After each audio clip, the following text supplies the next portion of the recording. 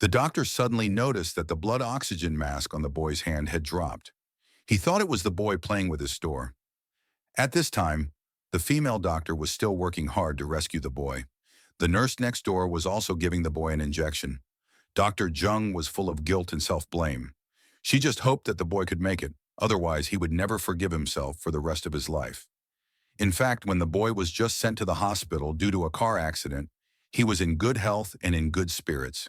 He not only called his mother safely, but also used his cell phone to play a short video.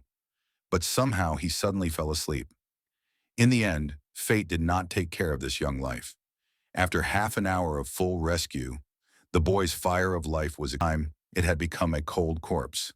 What was more saddening was the uncontrollable anger. She immediately asked the assistant to call the hospital director.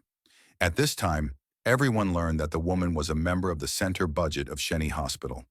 It can be said that she was in charge of the development of the hospital, so the director comforted her carefully.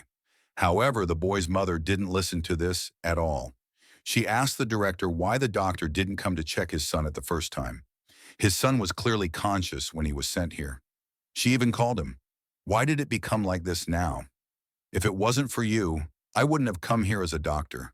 You ruined my son's life like this. You made my son die.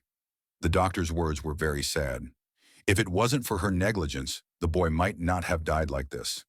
When the woman was about to report the medical accident to the hospital, the director of the emergency room came in.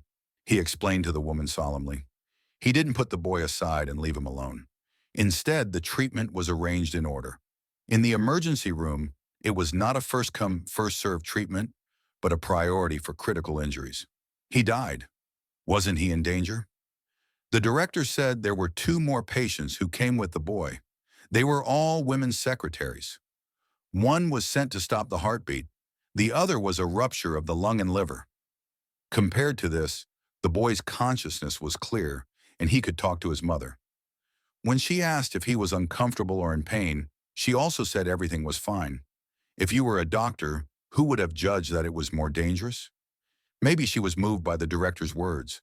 The woman eventually gave up the lawsuit against the hospital, but the accident still became Dr. Jung's nightmare. Maybe she can't forgive herself in this life.